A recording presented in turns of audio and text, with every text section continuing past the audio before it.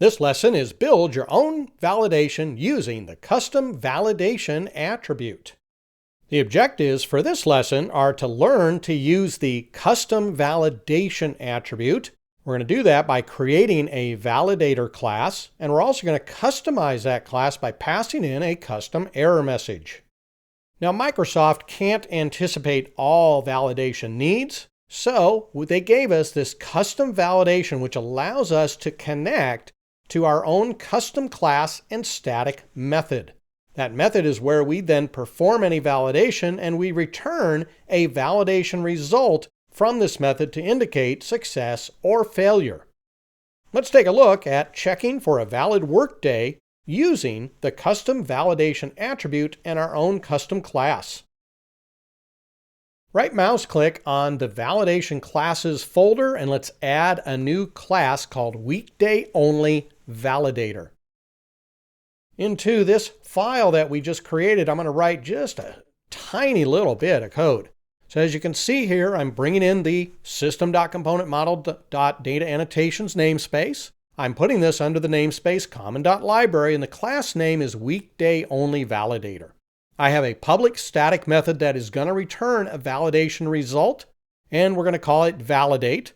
I'm going to pass in a date time, and I'm going to check to see that date.dayofweek is equal to dayofweek.Saturday, or dayofweek is equal to dayofweek.Sunday. If that's true, then let's return a new validation result that says invalid date because it falls on a weekend.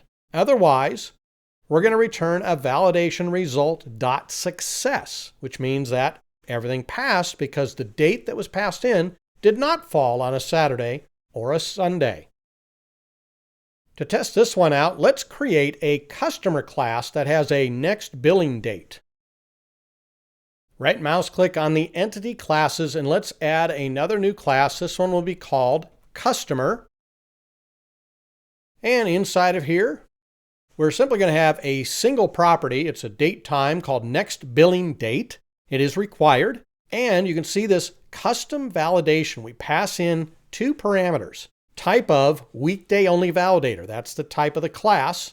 And a string, name of Weekend Only Validator.validate. That must be a static method. And that is the name of the static method that we created right here on line 7. So if we open up our program.cs, we're going to change the user entity to the customer entity. And what I'm going to do is I'm going to put in the next billing date as this 1/14/2024.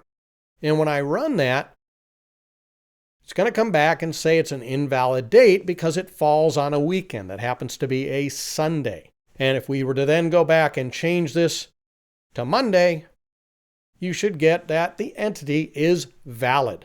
So what happens is, right when this code is run, this Weekday Only Validator is called and it checks the date value that was entered, and it then returns either a validation result or a success.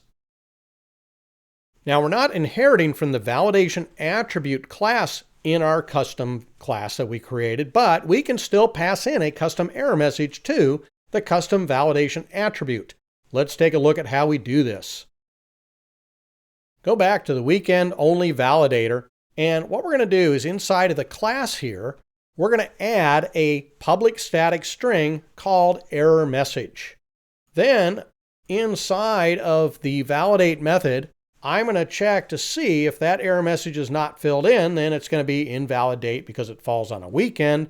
Otherwise, it'll be whatever is set. So let's go ahead. I'm going to break this down a little bit because what we're going to do is take that hard-coded message out of here and we're going to simply replace it with the error message that either we pass in or is the default. Let's now open up our customer.cs file again. And what we're going to do is add our display name. And then we're also going to add on to our custom validation here, error message. You can see it shows up now, which is nice. And then all we have to do is use our placeholder. And we can say must be a Workday. And let's go ahead and try this out. Okay, the entity's valid. Sorry, let's go back to program and let's change this so it's on a weekend. And now let's run this. And there we go. The next billing date, right, that was the placeholder 0, must be a workday. There we go. Custom error message being passed in. In this lesson, we created a custom validator class, we connected that class to a custom validation attribute, and we checked for a valid workday. Coming up next, custom validations by inheriting from the validation attribute class in C#.